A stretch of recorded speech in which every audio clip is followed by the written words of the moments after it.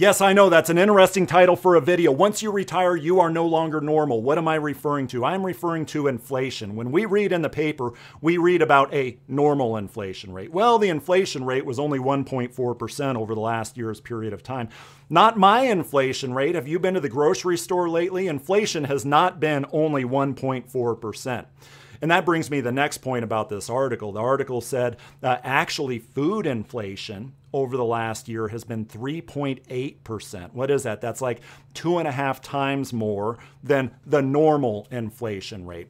Okay, what is a normal inflation rate? It's really represented by like 93% of the American population. And that is called the CPI-U index, the Consumer Price Index for urban wage earners or something like that. But it's basically 93% of the American population, how those people spend their money. What is the basket of goods and services that they spend their money on? For example, we buy water, we buy maybe some soda, I buy calculators, I buy gasoline for my motorcycle, right? But here's the thing, I would argue that my inflation rate is not the normal inflation rate. Your inflation rate is not the normal inflation rate. My 10-year-old son's inflation rate is different than mine. My inflation rate is based off of, again, motorcycle gasoline, maybe some rifle ammunition for when I go target practicing, right? My 10-year-old son's inflation rate is based off of, well, it's video games. It's 100% video games is what his inflation rate is based off. He spends all of his money on video games. Inflation is specific to me and you, which really paves the way for me to talk about senior inflation. Once you retire, you are no longer normal from an inflation standpoint. You know what? You never were normal from an inflation standpoint. I'm not normal from an inflation standpoint. Inflation is my own specific inflation, right?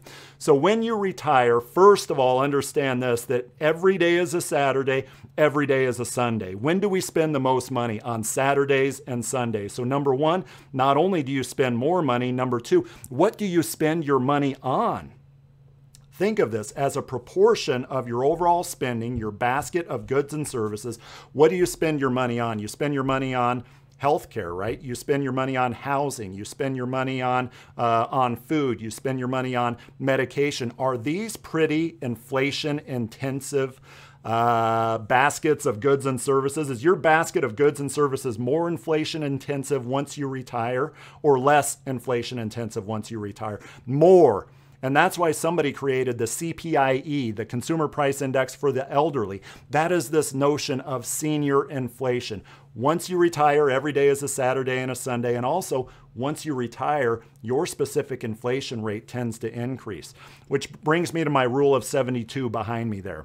If you divided the inflation rate into 72, just a hypothetical inflation rate into 72, what does that tell you? It tells you how long it takes for the purchasing power of your money to chop in half. So if you have a $50,000 income between now and forever, for example, so think retirement income, $50,000, then at your senior inflation rate of 4%, that tells us that in only 18 years, your $50,000 is going to have the purchasing power of only $25,000. If inflation were to go to 6%, heaven forbid, it only takes 12 years, right? So number one, inflation is specific to me and you. Number two, inflation tends to go up once you retire, right? And number three, make sure that you have a portfolio that can combat these corrosive powers of inflation.